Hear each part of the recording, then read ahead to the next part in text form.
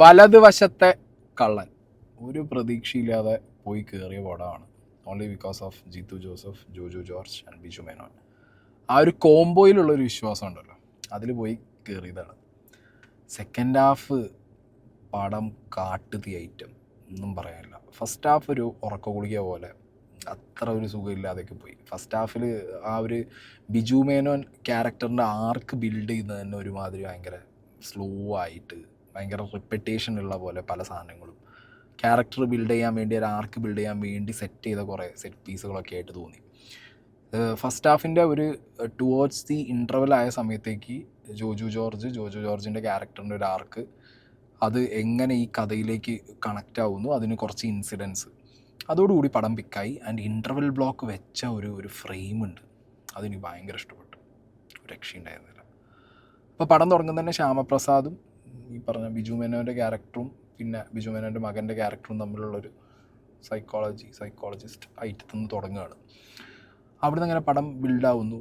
ഈ പറഞ്ഞ first half മൊത്തം ഞാൻ പറഞ്ഞല്ലോ ഒരു വെരി സ്ലോ ഉറക്ക ഗുളിക പേസ് പോകുന്ന ഒരു ഐറ്റം. അപ്പോൾ ഞാൻ അങ്ങനെ വിചാരിച്ചു, ജീത്തു ജോസഫിൻ്റെ പടമാണല്ലോ, ഇതിനകത്ത് ഇത് ഫസ്റ്റ് ഹാഫിൽ തന്നെ സിനിമ തീർന്നു, അങ്ങനത്തെ ഫീലാണ്. ഫസ്റ്റ് ഹാഫ് കഴിയുമ്പോൾ അങ്ങനെ പടം കഴിഞ്ഞു, ഇതിനി ഇതിനകത്ത് എന്തിരിക്കുന്നു എന്നുള്ളൊരു സംഗതി. അതായത് ഫസ്റ്റ് ഹാഫ് മൊത്തം അവരെന്തോ ഒളിപ്പിച്ചു എന്നുള്ളത് സെക്കൻഡ് ഹാഫ് കണ്ട് കഴിഞ്ഞ് ക്ലൈമാക്സ് കഴിഞ്ഞപ്പോഴാണ് മനസ്സിലായി ഫസ്റ്റ് ഹാഫ് എന്തിനോ ഒളിപ്പിച്ചു എന്നുള്ളത്. പിന്നെ ആസ് യൂഷ്വൽ ജിത്തു ജോസഫ് പടങ്ങളിലുള്ള പോലെ തന്നെ ചില ആളുകളെ കാണുമ്പോൾ നമുക്ക് സംശയം ഉണ്ടാക്കുന്ന രീതിയിൽ കുറേ ഫ്രെയിമുകളും സിറ്റുവേഷനും സെറ്റ് ചെയ്തു.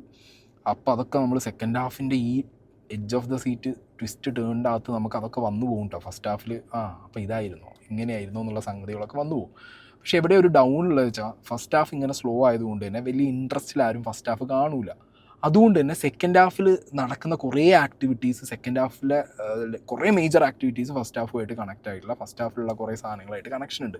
അതുകൊണ്ട് കാണാൻ പോകുന്നവർ ഫസ്റ്റ് ഹാഫ് കുറച്ച് സ്ലോ ആണെങ്കിലും വളരെ റബ്ബർ ബാൻഡ് എഫക്റ്റിൽ പോകുന്ന ഒരു ഉറക്ക ഗുളിക പോലെയാണ് ഫസ്റ്റ് ഹാഫ്. നിങ്ങളത് കാണണം, അത് കണ്ടാലേ സെക്കൻഡ് ഹാഫ്. ഇല്ലെങ്കിൽ നിങ്ങൾ സെക്കൻഡ് ഹാഫ് എന്തെങ്കിലും അറിയാം, സെക്കൻഡ് ഹാഫിൽ ത്രില്ലടിക്കുമ്പോൾ പലതും ഫസ്റ്റ് ഹാഫത്തെ കണക്റ്റ് ആകാതിരിക്കും. സെക്കൻഡ് ഹാഫ് ഒരു രക്ഷയില്ല. ആ ഇൻവെസ്റ്റിഗേഷൻ്റെ സാധനം ഓണാവുന്നു. ഇൻവെസ്റ്റിഗേഷന് വേണ്ടിയിട്ട് അവരെടുക്കുന്ന കുറച്ചധികം നമ്മൾ അതിനൊപ്പം യാത്ര ചെയ്യും. ആസ് എ പ്രേക്ഷകൻ നമ്മൾ അതിൻ്റെ ഒപ്പം പോകും, എന്നിട്ട് നമ്മൾ ഗസ് അടിച്ചു കൊടുക്കും. അതെനിക്ക് ഭയങ്കര ഇഷ്ടം. ഈ മൂഡ് പോണ പടത്തിനൊക്കെ അതൊരു ഭയങ്കര പ്ലസ് ആണത്. അതിൽ ഇതിൻ്റെ റൈറ്റർ ഡിനു തോമസും ജീത്തു ജോസഫും മറ്റേ ഐറ്റമാണ്. സെക്കൻഡ് ഹാഫ് മൊത്തം ഒരു ഇഞ്ച് അങ്ങോട്ടോ ഒരു ഇഞ്ച് ഇങ്ങോട്ടോ വീണ് കഴിഞ്ഞാൽ കൊക്കയിൽ വീണ് തവിട് പൊടി എന്ന് പറഞ്ഞ പോലെയാണ് ഇതിൻ്റെ കഥ. കാരണം സെക്കൻഡ് ഹാഫിൽ നമുക്ക് എവിടെയെങ്കിലും ഇവർ സ്പൂൺ ഫീഡ് ചെയ്യുന്നതൊക്കെ സെക്കൻഡ് ഹാഫിൻ്റെ ലാസ്റ്റിലേക്കാണ്. സെക്കൻഡ് ഹാഫിൻ്റെ തുടക്കം മുതൽ ഇതിന് സ്പൂൺ ഫീഡിങ് ഇല്ല. ഇതിന് ഇൻവെസ്റ്റിഗേഷനും ഇതിൻ്റെ ത്രില്ല് മൂഡ് സെറ്റ് ആകുമ്പോഴൊക്കെ നമ്മളിങ്ങനെ ഗസ് ചെയ്യാണ്. ആ പോലീസ് ഓഫീസർ ബിജു മേനോൻ്റെ ഓഫീസർ റോളിൻ്റെ ഒപ്പം ഇങ്ങനെ ഗസ് ചെയ്ത് പോവുകയാണ് നമ്മൾ.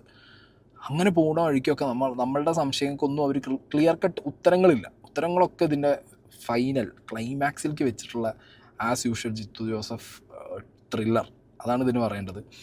എന്തായാലും നല്ല കഥ മീൻസ് ഫസ്റ്റ് ഹാഫ് മാത്രം ഒരു ആ പേസിൽ പോയതുകൊണ്ട് കുറച്ചൊരു തോന്നി. സെക്കൻഡ് ഹാഫ് ഒരു വേറെ ലെവൽ എക്സ്പീരിയൻസ് ആണ് സെക്കൻഡ് ഹാഫ് നിന്നത്. അതിലേക്ക് ഈ പറഞ്ഞ ബാക്ക്ഗ്രൗണ്ട് മ്യൂസിക്കും സിനിമാറ്റോഗ്രാഫിയും ഒക്കെ ഭയങ്കരമായിട്ട് കോൺട്രിബ്യൂട്ട് ചെയ്തിട്ടുണ്ട് ആ ഒരു സെക്കൻഡ് ഹാഫിലേക്ക്. ഫസ്റ്റ് ഹാഫ് മൊത്തം ബിജു മേനോൻ എന്ന് പറഞ്ഞ അയാളുടെ ഒരു performance as A police officer, അയാളുടെ കുറേ ആ റൂഡ് സാധനങ്ങൾ, ആ ഒരു ടോൺ സെറ്റ് ചെയ്തു. അയാളെ മാത്രം കോൺസെൻട്രേറ്റ് ചെയ്ത് ടോൺ സെറ്റ് ചെയ്തു. ടുവേർഡ്സ് ദ ഇൻ്റർവെൽ ആയപ്പോഴാണ് ഇതിലൊരു മേജർ ഇൻസിഡൻറ്റ് ഹാപ്പനിങ് വരുന്നത്. ജോജു ജോർജിൻ്റെ ക്യാരക്ടറുമായിട്ട് അതെങ്ങനെ വരുന്നു, ആ ജോജു ജോർജിൻ്റെ ക്യാരക്ടർ എങ്ങനെ ഇതിലേക്ക് വരുന്നു എന്നുള്ള സാധനങ്ങളൊക്കെ വന്നിട്ടുള്ളതായിരുന്നത് അതിലാണ്. സെക്കൻഡ് ഹാഫിൽ ഇതിനകത്ത് കളിച്ച കളി അതൊരു ഭീകര സാധനം. ചിലർക്ക് വളരെ കൺവിൻസിങ് ആവും, ചിലർക്ക് കൺവിൻസിങ് ആയി തോന്നില്ല. പക്ഷേ എനിക്ക് തോന്നുന്നു മോസ്റ്റ് മെജോറിറ്റിക്കും സെക്കൻഡ് ഹാഫ് ഭയങ്കര വർക്കാവാനുള്ള ഒരു ഐറ്റമാണ്. ഓക്കെ, പിന്നെ ഇതിനെ കുറച്ചൊക്കെ ഈ ഇൻവെസ്റ്റിഗേഷൻ ത്രില്ലർ സാധനങ്ങളാകുമ്പോൾ ലോജിക് എന്ന് പറഞ്ഞ സാധനത്തിൽ എവിടെയെങ്കിലും നമുക്ക് ലോജിക്ക് അല്ലാത്ത കുറച്ച് എലമെൻസ് ഒക്കെ തോന്നാം, പ്രത്യേകിച്ച് ഈ പോലീസ് ഇൻവെസ്റ്റിഗേഷൻ സാധനങ്ങളൊക്കെ വരുന്ന സമയത്ത്. ബട്ട് സ്റ്റിൽ ഇതിനകത്ത് അതിനൊക്കെ ഓവർകം ചെയ്ത് കഥയ്ക്ക് പോകാൻ പറ്റുന്നുണ്ട്, പെർഫോമൻസുകൾക്ക് പോകാൻ പറ്റുന്നുണ്ട്. ഒരു രക്ഷയില്ലാത്ത പെർഫോമൻസാണ് ജോജു ജോർജും ബിജു മേനോനും. ലെന ഉള്ള സീനുകളൊക്കെ ലെനയും കിടിലനായിട്ട് പെർഫോം ചെയ്തിട്ടുണ്ട്. ബാക്കിയുള്ളവരൊക്കെ ഇതിനകത്ത് കുറേ പേരുണ്ട്. റിനോഷിനെ കാണാൻ പറ്റി. റിനോഷിനൊരു നല്ല ക്യാരക്ടറുണ്ട്. പിന്നെ നമ്മളുടെ അപർണ, അർജുൻ്റെ വൈഫ് അപർണയ്ക്കൊരു പോലീസ് ഓഫീസർ ക്യാരക്ടറുണ്ട്. സ്ക്രീനിലുണ്ട്, പക്ഷേ അങ്ങനെ കാര്യമായിട്ടുള്ള ഡയലോഗുകളൊന്നും ഷീസ് ദെയർ. അങ്ങനെ കണ്ട മുഖങ്ങളൊക്കെ ഇങ്ങനെ കാണുമ്പോൾ നമുക്കൊരു ഇതുണ്ടല്ലോ, അതുണ്ട് അതിനകത്ത്. റിനോഷിനൊരു ഓക്കെ ക്യാരക്ടറാണ് കിട്ടിയിട്ടുള്ളത്. റിനോഷ് അത് അത്യാവശ്യം അവന് ആ ഒരു പേസിൽ ചെയ്ത് വെച്ചിട്ടുണ്ട്. പിന്നെ നമ്മളുടെ ആടുജീവിതത്തിലെ പയ്യൻ, അവൻ ഒരു മെയിൻ സാധനമാണ് ഇതിനകത്ത്. അവനുള്ളതും അവനും ചെയ്ത് വെച്ചിട്ടുണ്ട്. അപ്പോൾ അങ്ങനെ ടോട്ടലി നോക്കിക്കഴിഞ്ഞാൽ വർത്ത് വാച്ച്. സെക്കൻഡ് ഹാഫ് ഇങ്ങനെ ത്രില്ലടിപ്പിക്കും. സെക്കൻഡ് ഹാഫിൽ കുറച്ച് സെറ്റ് പീസുകളുണ്ട് ഇതിനകത്ത്. കുറച്ച് ഒരു 2 ഭീകരമായ IQ ലെവലുള്ള, എന്നാൽ 2 ഡിഫറെൻറ്റ് തലത്തിൽ നിൽക്കുന്ന 2 വ്യക്തികൾ.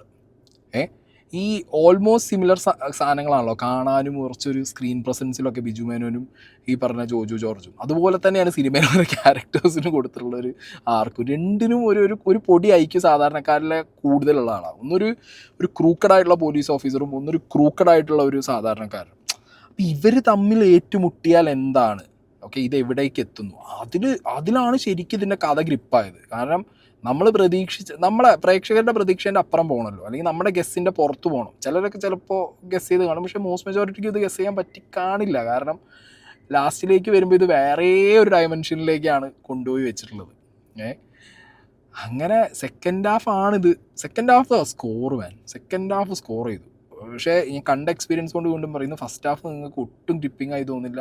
ഉറക്കഗുളികയായിരിക്കും ചിലപ്പോൾ. ഒട്ടും നിങ്ങൾക്കൊരു അറ്റൻഡ് ചെയ്തിരിക്കാൻ തോന്നില്ല. ബട്ട് അത് ചെയ്യണം, എന്നാലേ സെക്കൻഡ് ഹാഫ് നിങ്ങൾക്ക് കുറച്ചും കൂടി കാര്യങ്ങൾ കൃത്യമായി മനസ്സിലാവില്ല. ഇല്ലെങ്കിൽ രണ്ടാമത് കയറി കാണേണ്ട അവസ്ഥയാണ്. എന്താണെങ്കിലും എനിക്ക് പടം ഭയങ്കര വർക്കാണ്, ഭയങ്കര ഇഷ്ടമായിട്ടുണ്ട്. നിങ്ങൾ കയറി കണ്ടാൽ നിങ്ങൾക്ക് പൈസ മുതലാവും. കാരണം ഞാൻ ഒരു പ്രതീക്ഷയില്ലാതെ പോയി, എനിക്കൊരു ലോട്ടറി അടിച്ച അവസ്ഥയാണ് പടം കണ്ടിറങ്ങിയപ്പോൾ. That's it guys. കിടിലം പടം, നല്ല പടം. ഞാൻ പറഞ്ഞല്ലോ, ഒരു സെക്കൻഡ് ഹാഫിൽ ആ ഒരു ത്രില്ല് എലമെൻറ്റ് അതാണ് സാറ്റിസ്ഫൈ ചെയ്തത്. ഓക്കെ, ഫസ്റ്റ് ഹാഫിൻ്റെ കഥയുടെ ഫ്ലോ അങ്ങനെ പോവും. സെക്കൻഡ് ഹാഫിലാണ് പടം കത്തിയത്. സോ ഞാൻ മസ്റ്റ് വാച്ച് എന്ന് പറയും.